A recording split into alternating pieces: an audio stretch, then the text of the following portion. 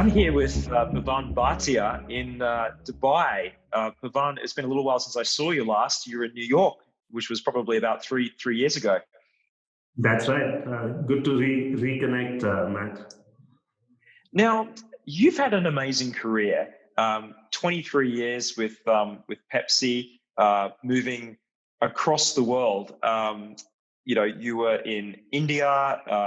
Were you in China as well? That's right. I was in China, New York, and there's probably other places that I've missed out. And finished up, obviously looking after Asia, Middle East, Africa, and North Africa. But you have moved out of the corporate world into your own venture called Genwe, and the focus of the chat will actually be discovering a bit more about that. Okay, sounds good. So, tell us what prompted the shift out of corporate after 23 years. Look, you get to a life stage where you need to make some personal decisions, right? PepsiCo has been an outstanding organization, both from the kind of experiences that it provided and from a match in terms of culture and values.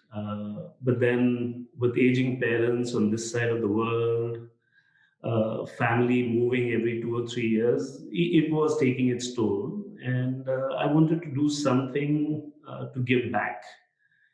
And I jumped into creating Genwe. It's a second passion of mine. The first passion is PepsiCo, of course. And it's about addressing issues of social exclusion, discrimination, and bias. Okay. Tell us more what the thinking was behind this idea. Increasingly, Matt, I'm sure you've seen it, I've experienced it. The world is getting more polarized. And this whole issue of social discrimination and bias impacts societies, organizations, schools, different types of institutions, right? And the solutions that have been put on the table for the last 50, 60 years haven't really made a difference. And I wanted to try something very different. So what I'm doing is I'm pairing teenagers from different socio-economic backgrounds online. It's a video chat app, and the pairs, they get connected on the basis of, or they get matched on the basis of age, gender, language. And there's a cross pairing for strengths and areas that they want to learn. Right? And once they get paired on the system, we curate their relationship to move from complete strangers to becoming a support system for each other. So the whole mission is about bringing the world closer together, one pair at a time, to develop trust, empathy, inclusion, and therefore relationships. So I'm very, very excited about that.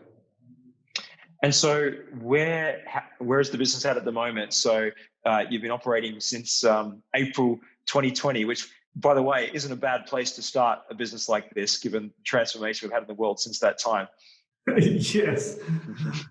I didn't realize that I'll be dealing with COVID when I jumped into my startup. But it's since it's an IT-based app, I can operate out of anywhere. I'm here in Dubai for the next 12 months, waiting for my daughter to finish her critical school year. And then I guess we can move back to India or continue in Dubai. Lots of opportunities. I've been talking to organizations because it builds inclusion and engagement within organizations. And I'm talking to schools because schools do not have the resources to manage value-added programs.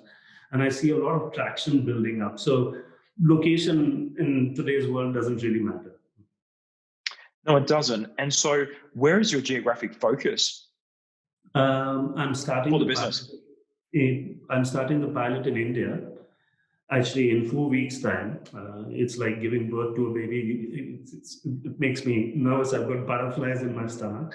But then very quickly, we want to expand globally because kids from different socioeconomic backgrounds are everywhere. And the more they are different, the more they we'll be able to curate the relationship.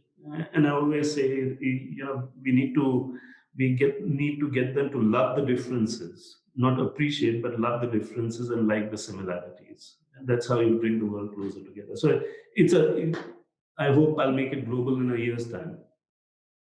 And how have you created your audiences on both sides of the equation?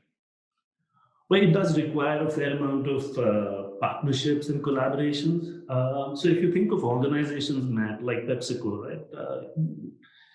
They've got employees from different socioeconomic backgrounds. The frontline factory workers are from a certain socioeconomic background. Folks that sit in the office are from a certain different socioeconomic background. So their kids are from different socioeconomic backgrounds. And pairing kids of employees is a completely new mantra on inclusion and engagement. Because you take engagement into frontline employees and into the families. So that's one catchment area, so to say, organizations with extended supply chains. And then schools, different types of schools, so tying up with public schools and private schools and pairing kids from these two types of schools.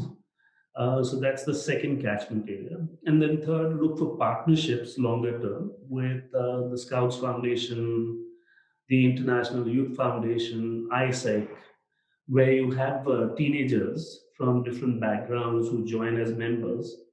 And this could be a great add-on to their existing programs. And of course, social media campaigns, direct reaching out to the kids to get them onto the platform. Yes. And so once a mentoring and mentoree relationship is established, what structure do you see being in place from that point? So the good thing about the way we are going about it is both are mentors and mentees. It's an equal relationship. So from the get-go, we balance the socio-economic power that typically comes into play. Right? A richer kid who knows English better or is better dressed has more power as compared to, well, let's say, a kid from a less resourced background. But right from the get-go, the matching on strengths and areas of opportunity, the cross-matching, is to equalize the power equation. I think that's really exciting, and it's going to be fascinating to follow your progress. Well done for having the risk appetite to tackle this during this time. But how can we follow you? Well, I'm just about building my social media channels. So I have a website that's up and running. It's called Genwe.today. You could go there. And soon you'll have Instagram, Facebook, and other social media channels that will keep broadcasting the kind of progress that we're making. Good. Well, good luck, Pavan. It's wonderful to reconnect with you, and stay safe. Thank you. Good to reconnect, and all the very best, Matt. Stay safe too, and hopefully we'll get in touch again.